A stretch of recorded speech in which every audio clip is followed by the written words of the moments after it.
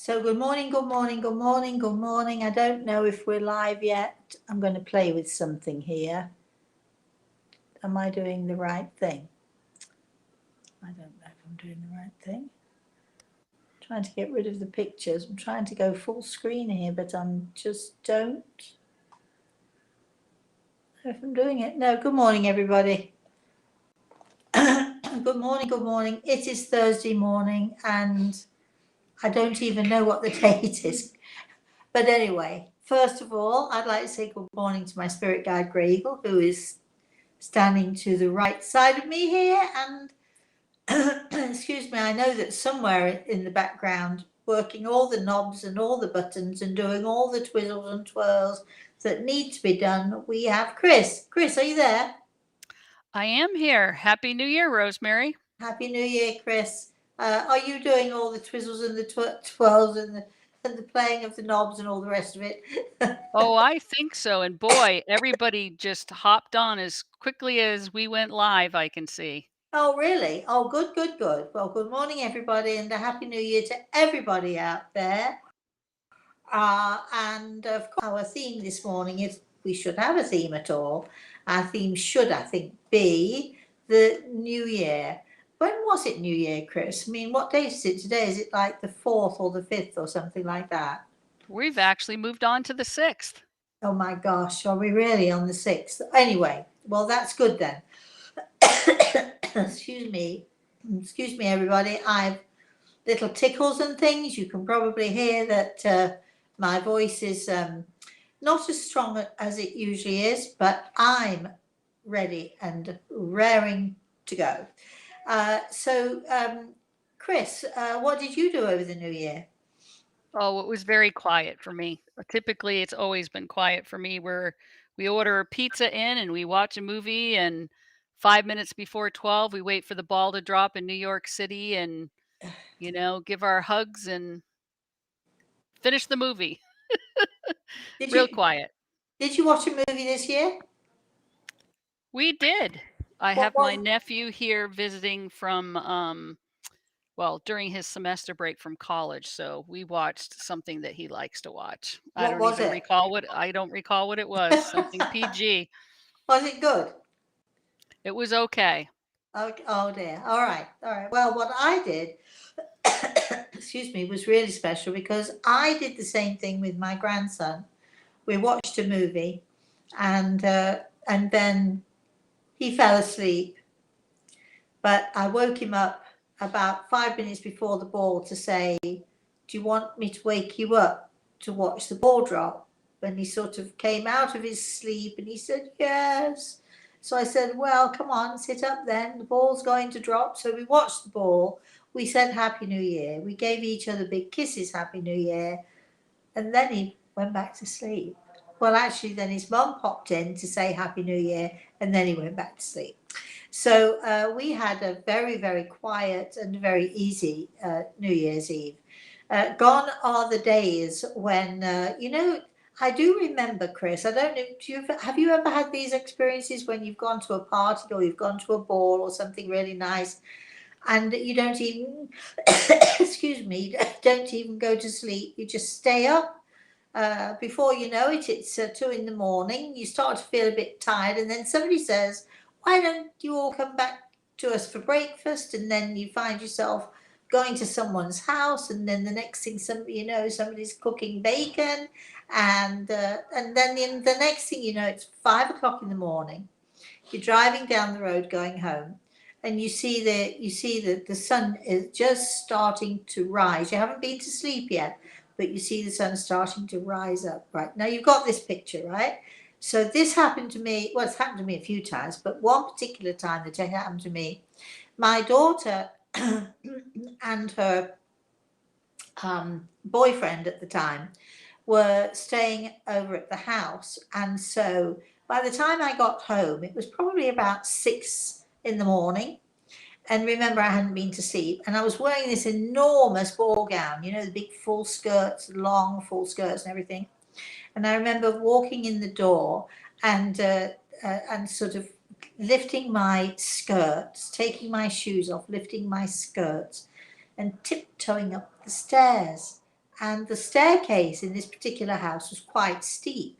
So I remember holding onto the rail with one hand, holding onto my shoes and the hem of my skirt with the other.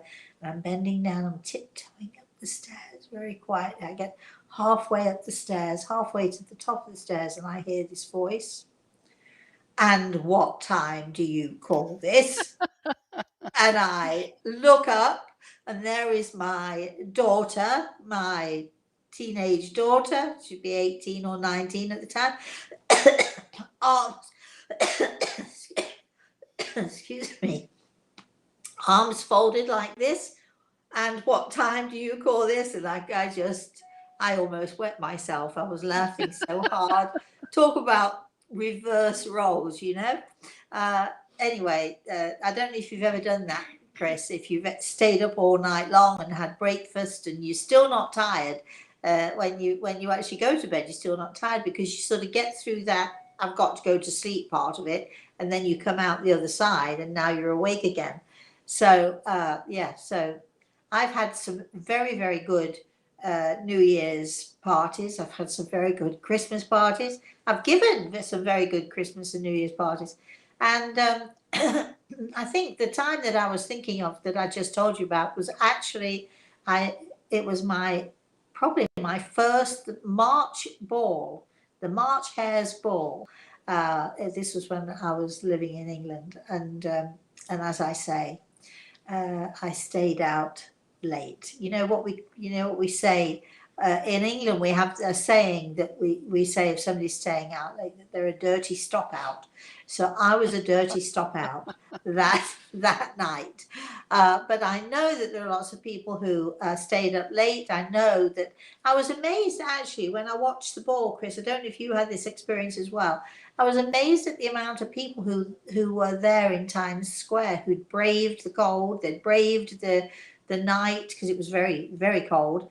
But the amount of people who were not wearing masks was astounding to me. Did you notice that? I don't know if you noticed. I did, and I think because I was watching the Ryan Seacrest one, and he said all of a sudden it seems like everybody came out of the woodworks and crowded onto the street. There Yeah, were far more there right at, the moment yeah, than earlier. yes, yes. Well, that's right. But yeah, I think he's good, Brian Seacrest. I watched that one as well. But the amount of people who were not wearing masks was quite astonishing to me. And it made me smile really because I was thinking now all these people thinking it's 2022 and I'm sick of this COVID thing. I'm sick of this hiding behind a mask. I'm sick of having to do all of this and sort of, were they all rebels out there? Even if they're only rebels for 5 minutes, were they all rebels out there trying to trying to say enough? Happy New Year. This is how we're going to begin, and this is how we're going to go through this new year. So I'm hoping that more and more people are brave. I'm hoping that more and more people. I mean, no, don't misunderstand me. Please wear your masks when you need to. It's a sensible thing to do. But if you're on the beach in Florida and the breeze is blowing and the wind is whipping around you and it's a glorious, beautiful day, what are you doing wearing your mask? I ask myself, because there are certain places where it's a bit pointless, really. I was on a plane, obviously flying to New York, and it's astounding to me because when COVID first started, as you remember, the airlines were only allowed to have so many people on board. This plane was jam packed. There wasn't a seat to spare. Everybody was wearing masks, of course, as they should, uh, until the food and drink came around. Now, we're talking about a flight which is less than 3 hours. Wouldn't it be sensible to say to everybody, there's no food and drink because we require you to keep your masks on for the entire time you're on the flight? Not, let's take it off, have my drink, have my cookies, have my food, whatever it is, by which time, the air conditioning planes sucking all the air in and then dishing back out again. What is the point of wearing a mask if you're going to take it off, even if it's only for 10 minutes? And don't tell me it's less than 10 minutes, because it takes a good 10 minutes to drink and eat, even if it's only a snack. So I don't know what is going on here. Why are people, some people are being sensible, some people are not being sensible. All we can do is make sure that we are being sensible. Chris, any comments on that before we go any further? Well, they haven't had time to comment on that, but I mean, the chat room's very busy today.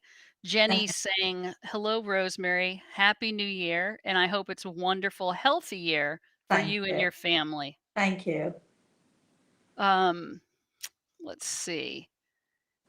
Carolyn's saying, "I've decided masks are a great way to cover my wrinkles."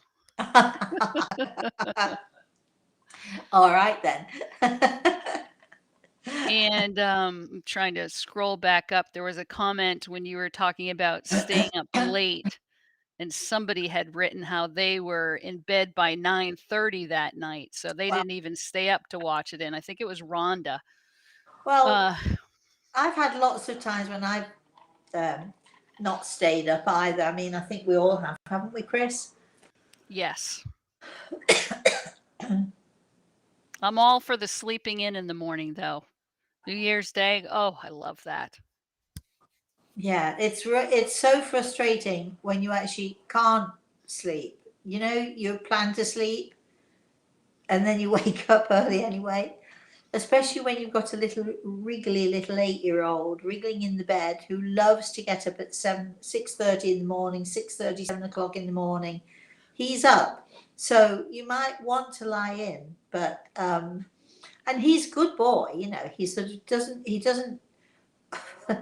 He doesn't sort of start to get to the point where, can you get up? Can we please get up? I'm hungry. He doesn't start that until 8-ish.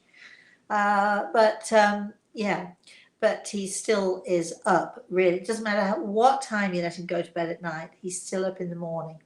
Samantha was just the same. I sometimes would keep her up, especially if it was like a long weekend or a holiday. I'd think to myself, if I let her stay up and watch a movie and we'll have fun and all the rest of it, she'll sleep in late in the morning. But it seemed the later I used to leave her to sleep to go to bed at night, the earlier she'd get up in the morning. It never worked for me. And then we have to deal with the crankies in the afternoon. Not Yeah. saying that was Samantha, but that's usually what happens. Yeah, that's right. That's right. Anyway, all right. Well, we'd love to hear other people's stories of how they celebrated New Year. We'd love to hear, you know, anybody got a New Year's resolution? I'm thinking, Chris, that we maybe should have. Do you think it's time for a competition? What do you think? The best New Year's resolution? What do you think? We can do that. We Did could. anybody do their ambitions board for this year? Oh yeah, did anybody do their ambitions board? And what is, if you had to say that what the most important resolution was that you were making, what would it be? So if you'd like to give that some thought, and we'll figure out how we're going to do that as the morning progresses. Chris, let's have some comments and questions, shall we? Absolutely. Now, Rhonda lives out in Colorado, and Colorado had a big firestorm that whipped through the certain parts of their city. So she writes, "Thankful this new year that the fires did not reach our home, and praying for all those that lost theirs. Tragedy always brings out the best of people, and I have been blessed to see this in people." Rhonda, we're grateful, of course, for you. We're so sad for all those people who, are affected, adversely affected by this stuff. And you're right. When tragedy does strike, it's sort of a good thing that we can say about human beings, isn't it? That when tragedy strikes, that human beings stop being, they start being human again. They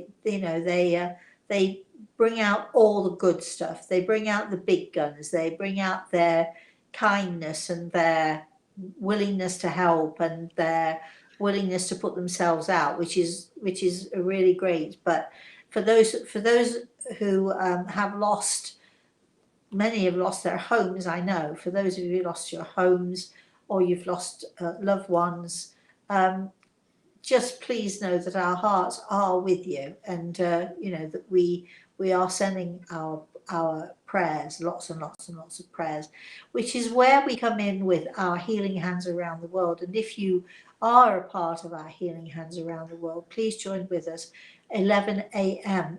Eastern Standard Time. Actually, it doesn't really matter, because 11 a.m. wherever you are in the world, it doesn't matter, because it's all those collective thoughts that go out.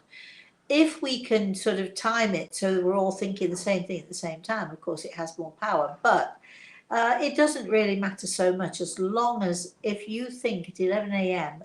anywhere in the world you are, to think, just it's only a matter of, that's all we require is 10 seconds, 20 seconds, 30 seconds, just to send healing prayers and join with us in our healing prayers around the world.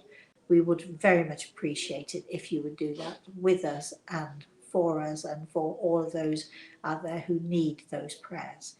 Chris.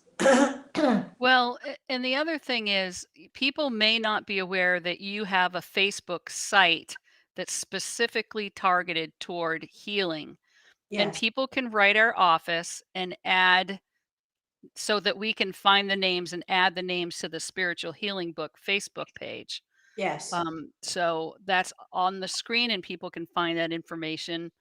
And we're happy to do that. yes. If you go to that link, it's a Facebook page and it is devoted purely and simply to our healing, to our patients, to those who need healing, those who would like to know more about healing, those who would like themselves to learn how do I do that? How can I become a healer?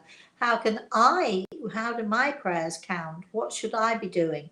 So if you want to go to that, Chris just put up the link, if you want to go there and take a look at that page, because this is where we do all our healing work, and this is where we add patients to our healing list. Chris. Jenny says no resolutions this year, focusing on the core family and keeping us all together. That sounds like a good resolution to me. Sometimes we make resolutions, we don't even realize we're making them. Annika says, Happy New Year. I don't have any resolutions for this year. Okay, it seems to me that, but there are a lot of people like that, which is why I didn't mention it in the first place. There are a lot of people who have become so despondent with what's going on in the world, and so many people are thinking, well, what have I got to look forward to? Because COVID is still about. Well, COVID is going to be here forever, everybody. Get used to it.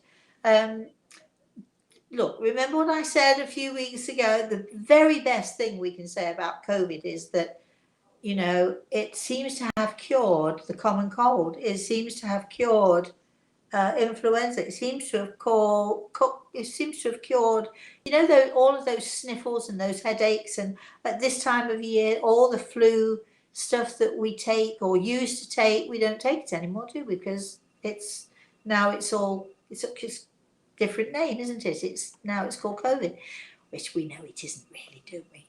Anyway, and you can hear in my throat, probably in my voice, I've had a stinking cold. I haven't had COVID, luckily. I've had a stinking cold. Simple, easy, stinking, rotten cold.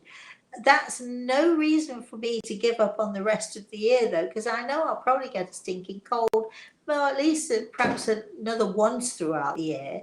But I'm going to live my life the best way I can and the most positive way I can. And I'm going to just think, whatever it is that we get sick with, whatever it is that we're plagued with, we've got to live our lives in a positive way, in a powerful and a positive way.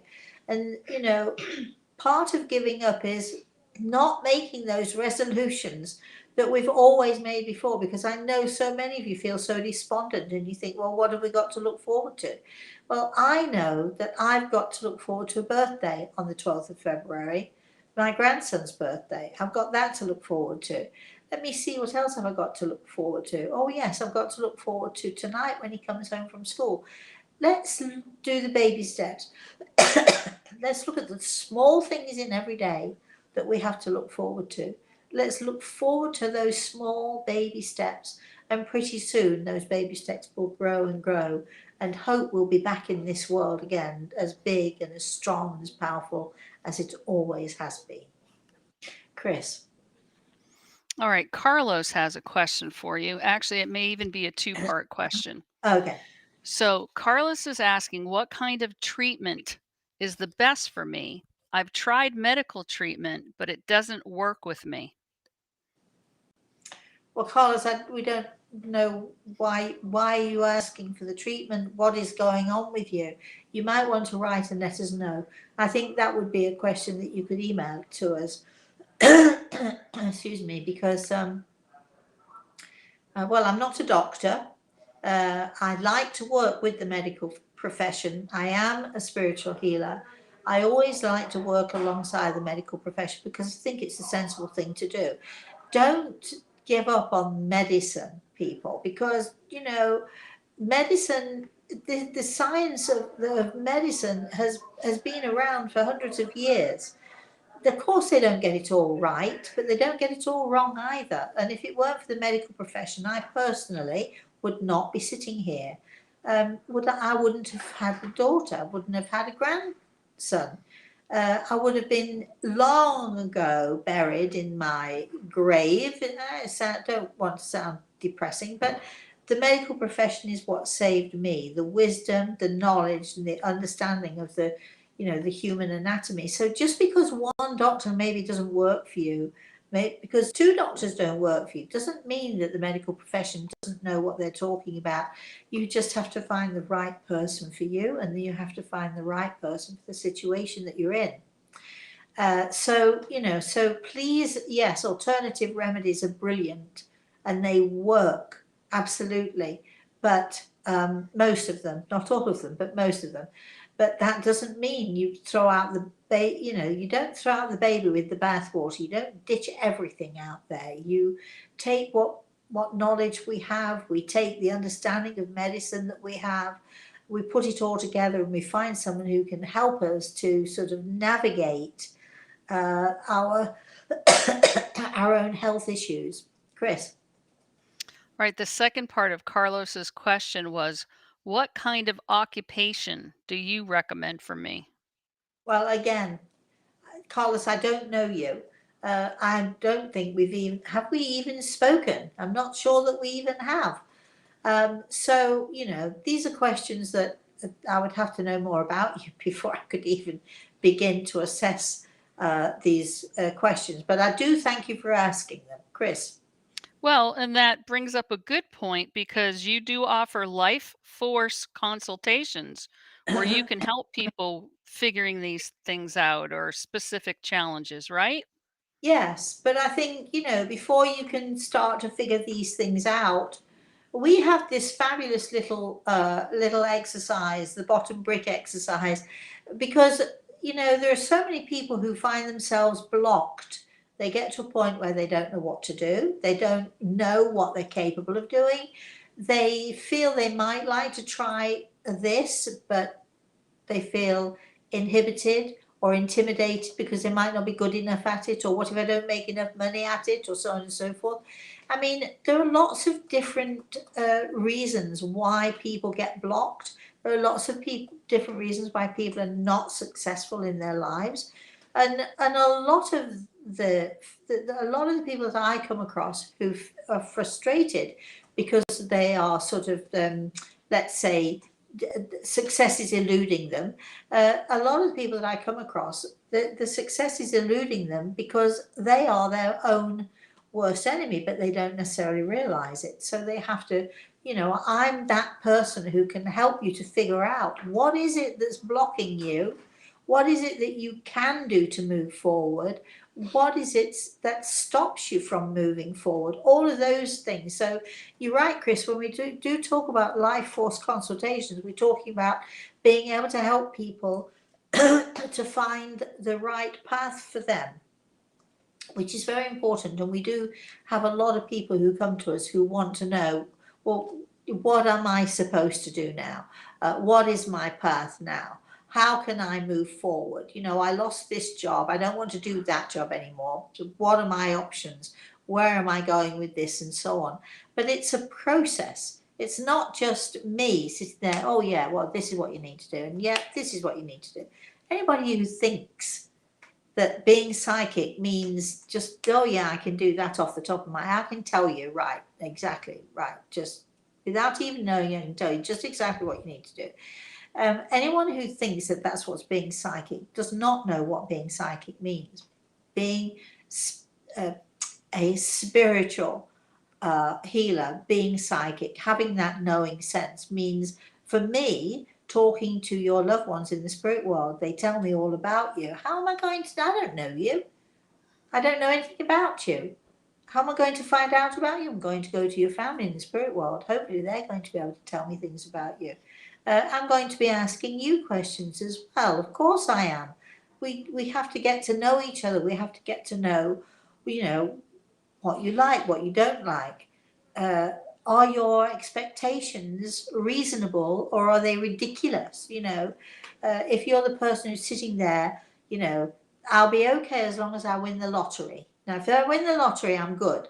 So this week, I'll be okay this week. Oh, I didn't win.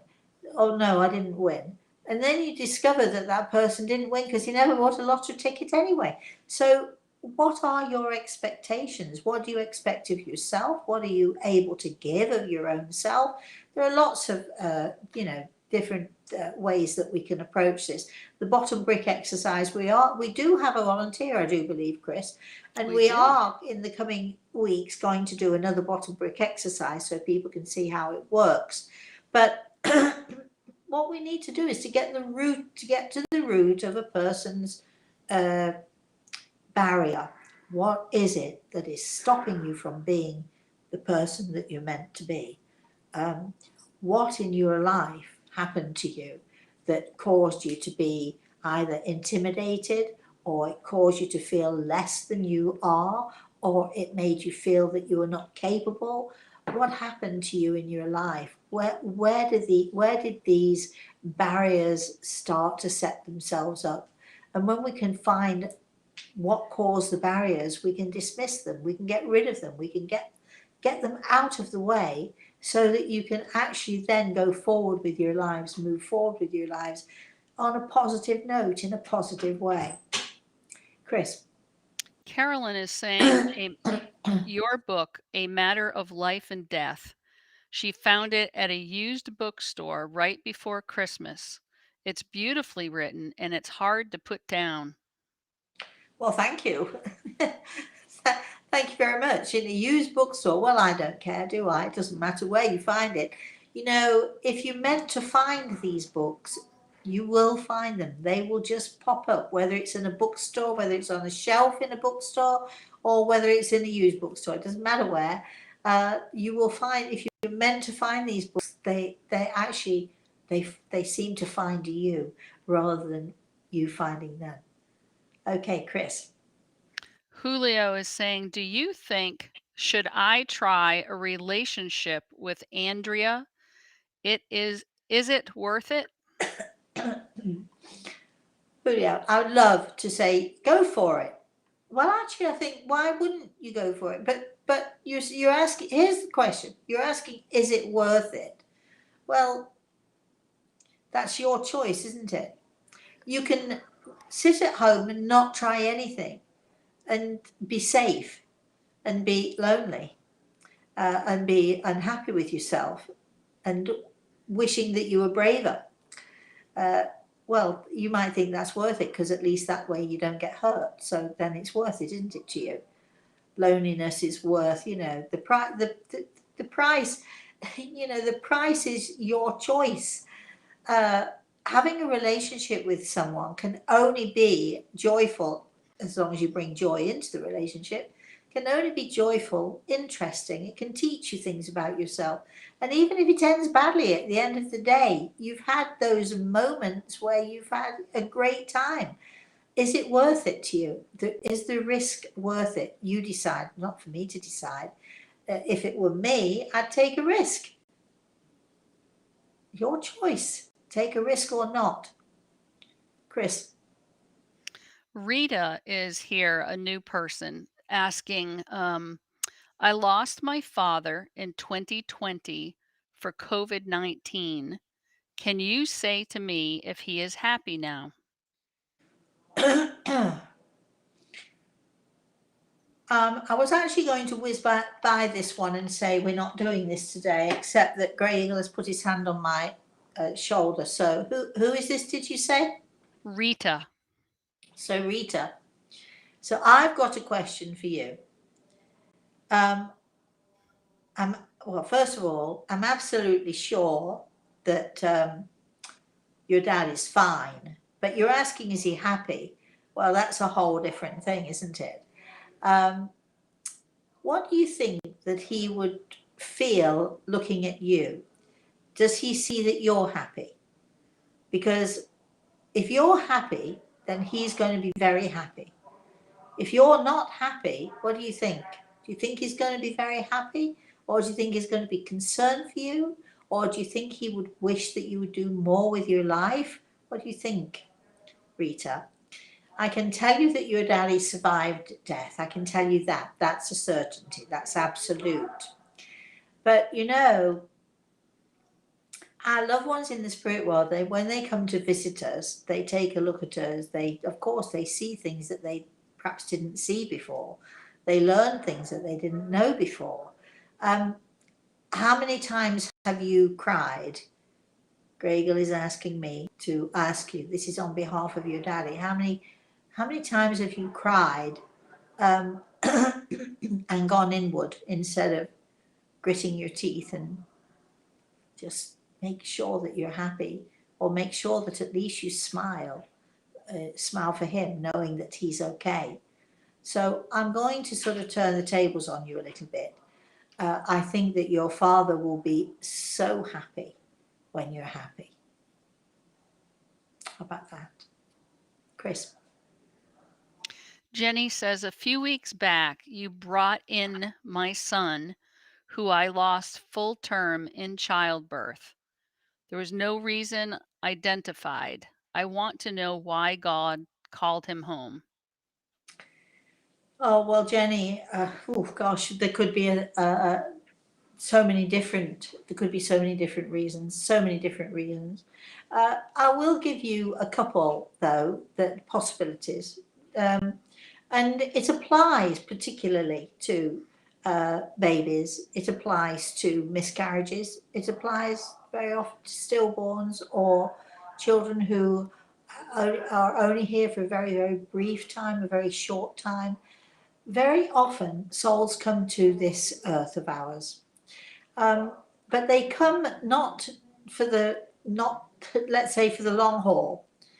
They make a choice prior to coming here. Some souls simply just want the experience of what it must be like to be in the womb. Some souls decide that they want to not only have the experience of the womb, but have the connection with that other soul, the mother in this case, or the, the person who is carrying them for however long, for however short or long a time it is. Some souls in the spirit world, they decide that they want this earth experience because they are part of the earth cluster of souls. Excuse me. So they want the experience, but they don't necessarily want it for a longer term. They simply choose to have it for a shorter time. So it may not even be that God has taken him. It may be that he chose to just do this for that moment in time, to get to know you, to get to know his father, to get to know, to even to have that moment of the experience of this earth world of ours, just to have the experience so that he can learn and grow in another way, in a different way, in a more positive way. So I feel that, so many souls choose to come here, but they don't necessarily come here for the long haul. They come here to perhaps to connect. And I feel that your son came here to connect with you and to have that everlasting soul connection with you. knowing that, well, you are going to see each other again at some point. I know that it's probably not a satisfying answer to you, but I do find this happens a lot. Chris. Well, I think Jenny wrote a couple of more things, but I think you just answered all of the things that she had asked. Okay.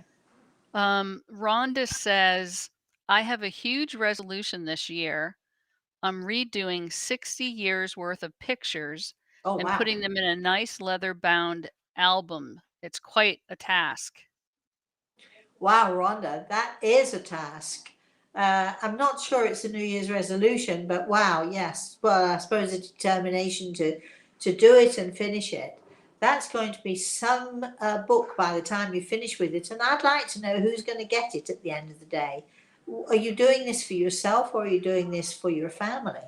That's I'm curious. Chris. Twiggy Leaf is asking, what is something you're looking forward to in the new year? What is something we should all consider going into a new year? Oh, you're asking me what I'm looking forward to? Yes. I'm looking forward to moments in every single day. Um, I think, and especially in times as we're in at the moment, I'm looking forward to, for instance, and I said this earlier, I'm looking forward to when my grandson walks through the door with a big smile on his face and he says, "Hello, Mosey," and he smiles at me and I smile at him. And I this morning when he left for school, he always comes to give me a big hug before he leaves for school.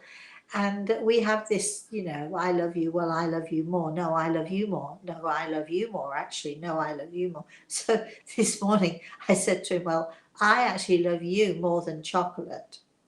And he says, I love you way more than chocolate.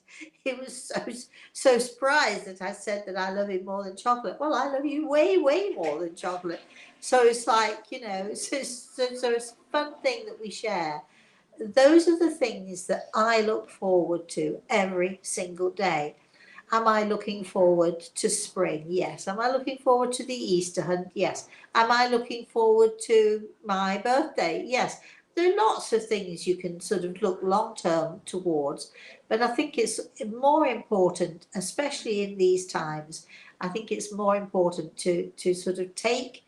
I'm looking forward to lunch, for instance. I don't know what I'm going to have. I made a delicious carrot and fennel soup the other day, and oh gosh, it's so delicious. And I don't think there's enough for Samantha today. I think I'm just going to finish it all off.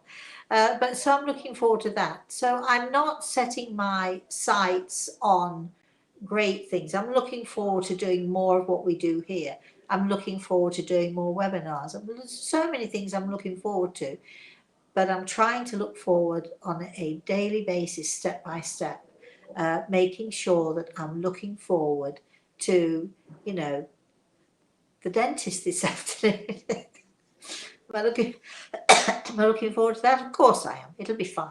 I'm looking forward to lots of things. And I think that's how we should take it, baby steps. Chris. Joe is asking something along the same venue, which is Rosemary, do you have New Year's resolutions?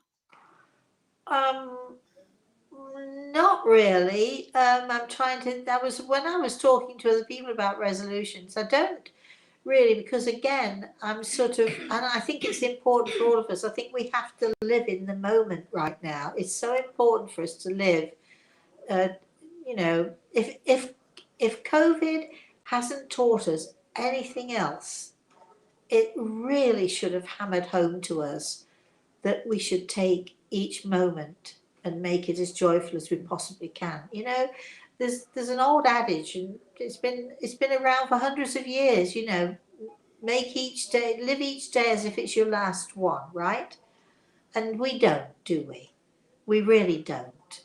But if we live each day, so if I had a New Year's resolution, if I want to live each day as if it's the best and if it's the most important day, and I want to live each day recognizing that I might not have another chance. I could walk out of the door today on the way to the dentist and boom, could be knocked over by a bike, um, or I could be knocked over by an old lady on a walker. Who knows?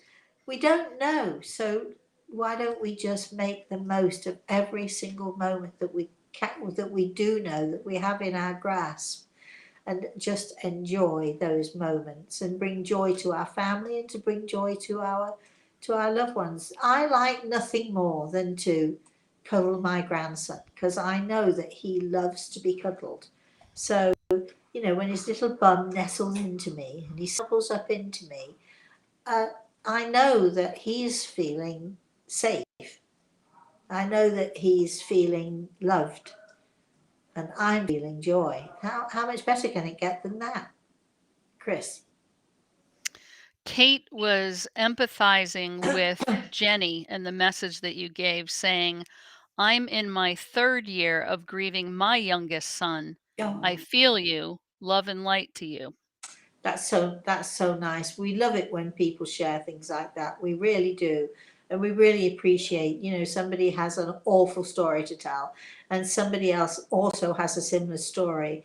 And it's wonderful when you can sort of, be with each other and uh, join with each other and sympathize with each other. And it's great that you can do that on this show. Chris.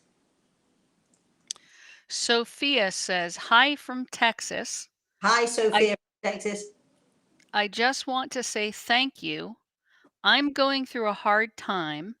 Your books have been a comfort. Would you consider a training textbook for us just starting out as a medium? Probably not. I'd love to say yes to you. I'm, I have trained people to be healers. I've run a healing organization for over a quarter of a century. You believe I'm that old? Yes, well, I am. I have been a teacher for so many years. I'm still a teacher. But I do not believe that I would ever teach mediumship because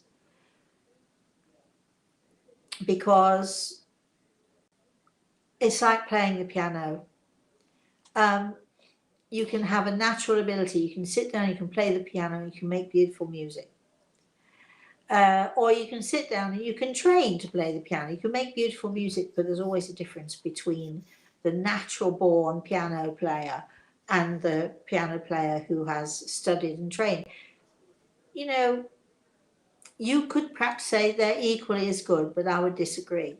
I think a natural born medium is someone who everyone should strive to find, to go towards, because I think that it's so easy to get this wrong.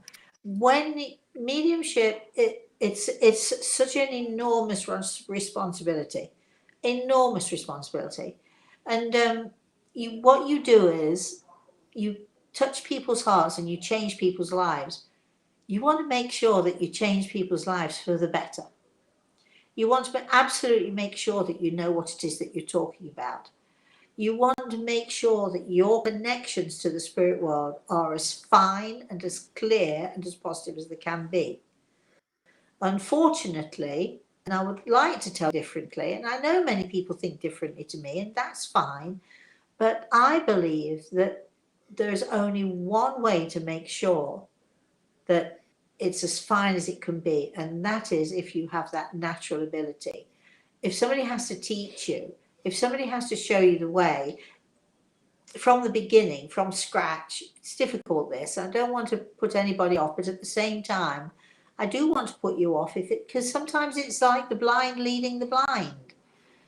Please be careful if you're going to do this, if you're going to go into this subject, please be careful because, again, I'm going to say to you, what you do touches people's hearts and changes people's lives, and you want to be responsible as you can be to make sure that if you're going to change somebody's life, and I know I've changed many people's lives over the years, many, but I've always tried to change people's lives in a positive and a beautiful experience and giving them the very best that I can give to them, which is why my reputation precedes me, because I've always been absolutely careful to make sure that what I'm giving to you is not coming from me. It's coming from your family, from your loved ones in the spirit world. It's coming from Great Eagle. It's coming from a higher source than me. So do be careful. Chris. Angela from Italy is on. She's saying, I don't speak English, but do you have any message from my mother and father, please? I I actually do not right now, my darling, but that doesn't mean you shouldn't keep trying. All right. Karen's saying, my resolution is to go through your book, Angels in Training, and Oh, go along week by week and put the oh, angel action into action each oh. week. Now, there you are. You're already a winner in my book. That's a fantastic resolution. I do hope you last the year because, when you start doing it and you start realizing it changes your life, it changes the lives of people around you, it puts smiles on people's faces. And I know it's going to put a smile on your face every day. Good for you. I love that. All right. Rhonda answered your question about those photo albums she was making, saying, I have 2 sons that will inherit these albums one day. Oh, brilliant. Brilliant, brilliant. Well, don't forget to, it's not just the photo, it's the history behind the photograph too.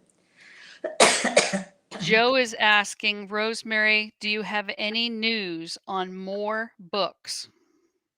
Um, well, yes. The one that's in the works, I'm not sure how hard I'm working on it right now, but the one that's in the works uh, is going to be I guess the culmination. It's going to be the best ever book. It's going to be Great Eagle Speaks, and it's going to be what my spirit world. It's going to be all of his inspiration, his help, his guidance. He's going to steer us through our lives. He's going to be talking about the things that go on in our lives, and so that's the new book. But I have to really, really get myself together and now make it work because so much of it has already been written. So I have to now get myself together and make sure that it not only is written but it gets published as well. Chris. Well, I think that could be on your list of 2022 resolutions. All right. That's so sweet of you to make a list for me, Chris.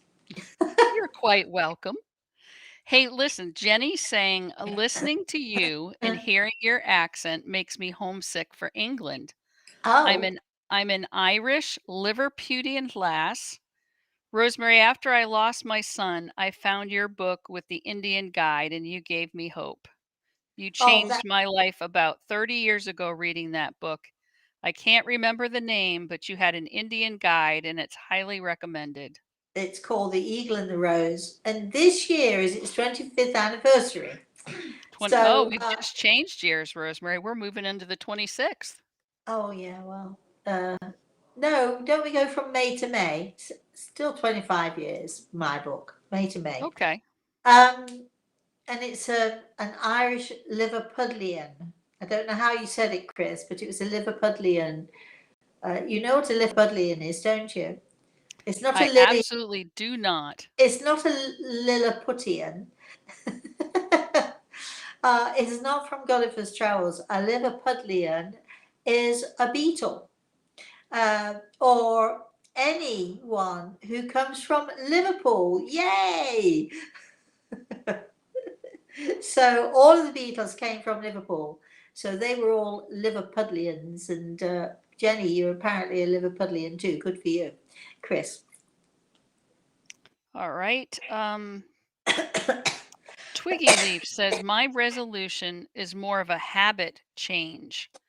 I have the best days when I prepare the night before. Oh, yes. My habit change is to wind down and do my night routine at 8 p.m. If I wait to do it right before bed, I'm too tired to do it. So that's why I will get it done at 8. Oh, well, let's see how long it lasts. Keep us posted. Keep us posted, Twiggy Leaf. All right. Real Chinese, says Rosemary. When Buddhists died, they saw Buddhist God. While Christians died, they saw God in Jesus.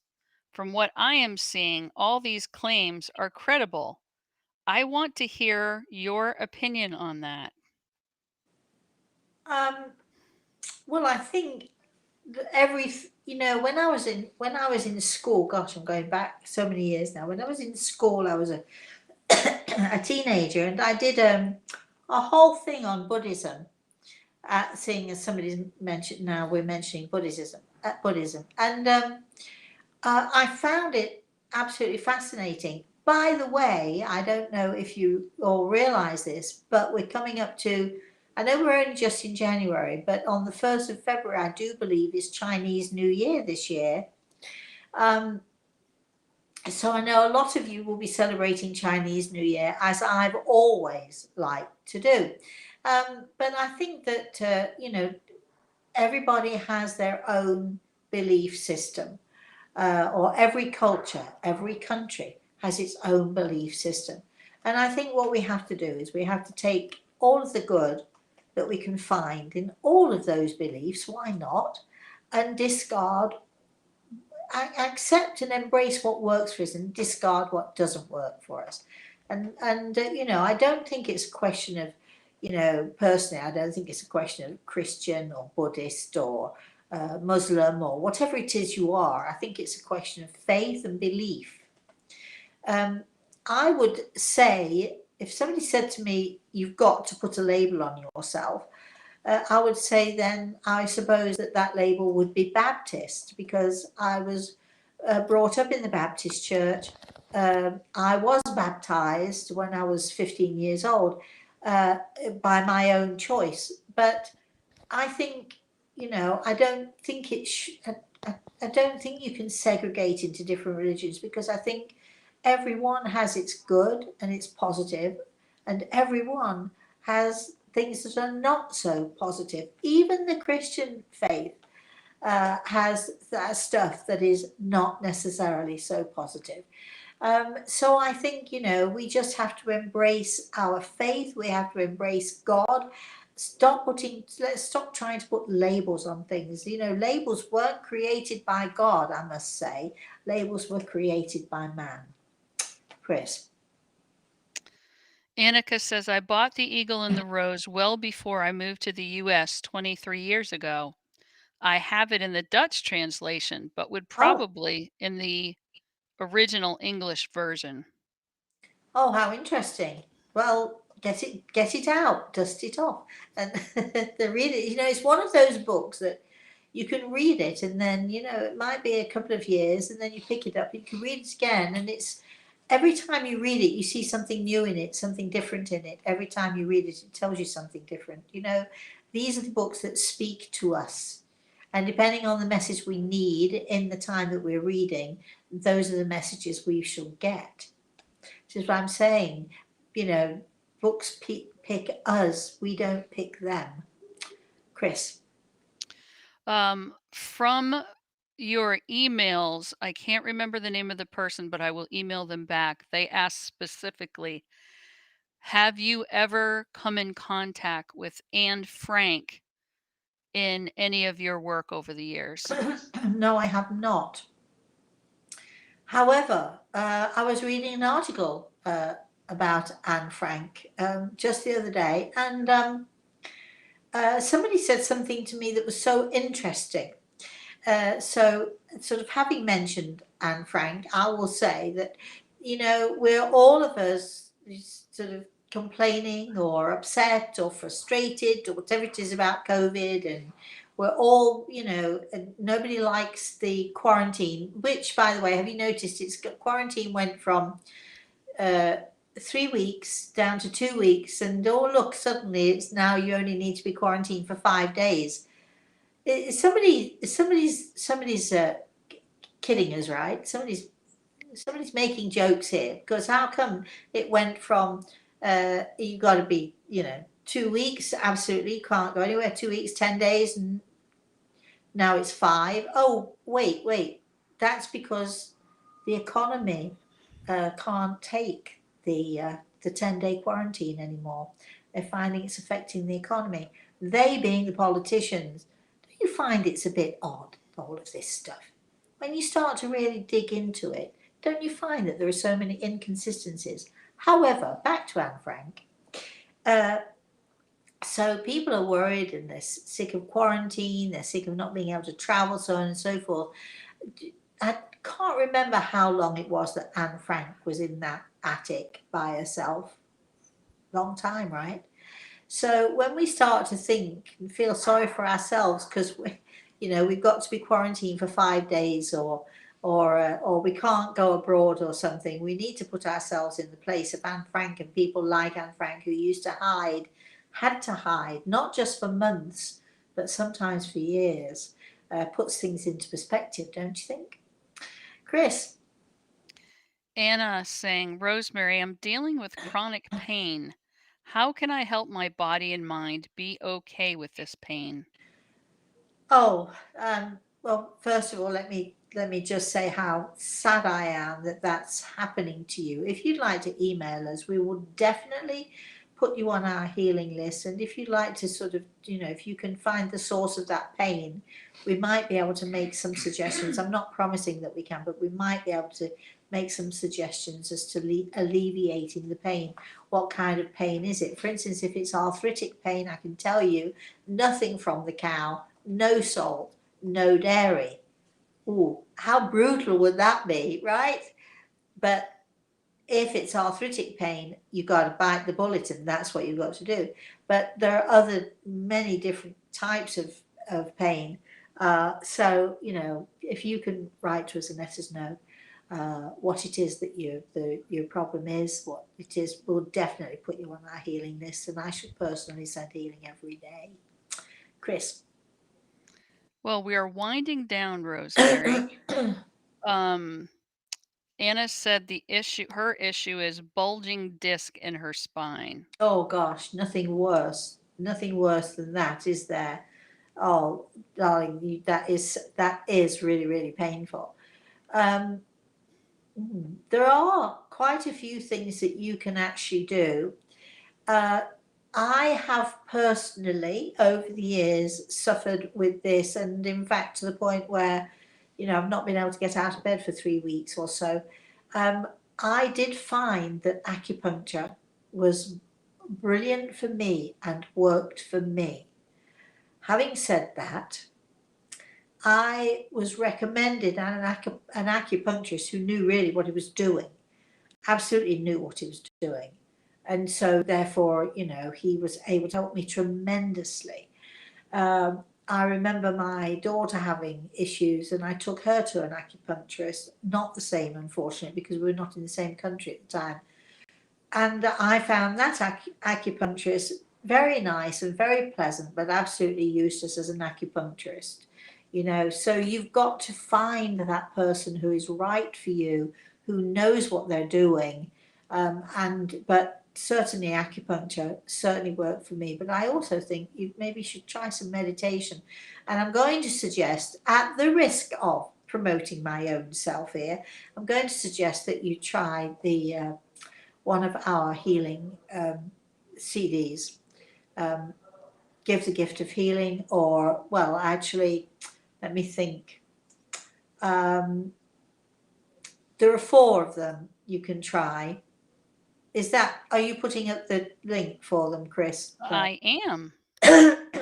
So you might want to try one of these, and they'll be very helpful to you because they'll help you to relax. There's nothing worse than bulging discs, because the problem is the disc comes out, pops out, and then it can't get back in because the problem of popping out creates the swelling and creates a soreness. So when the disc tries to get back in, it can't get in because there's not as much room. So I know all about those things, but relaxation and relaxation techniques can be very, very helpful for that. So do see if you could check out my healing CDs, my healing meditations, I should say, or you can try, if you know somebody else who does the same sort of thing, you can try that too. I know that mine work. I don't know. I can't recommend anybody else's. Anyway, Chris. We're right at 12, Rosemary. Okay. Well, then, look, I have to hot foot to the dentist this afternoon. So nothing major, nothing horrible, nothing terrible. Just one of those things. Okay, let's come back to. We shall hopefully see you on Saturday morning for another story time. Excuse me. We shall see you for story time on Saturday morning. And in the meantime, and between now and then, what we would like for you all to do is, first of all, thank you for joining us. Thank you, Chris, for everything that you do. I'd like to say thank you to Grey Eagle. What we'd really like for you all to do now in this very, very moment is to find a joyful moment, to find something to look forward to, even if it's only lunch, to do something that is nice for you or good for you, even if it's only take a nap for 5 minutes. But do something that is good for you, that you're going to enjoy, that you're going to find a little bit of joy and happiness with. We'd like you to have a very, very, very blessed rest of the day, everybody. Bye-bye.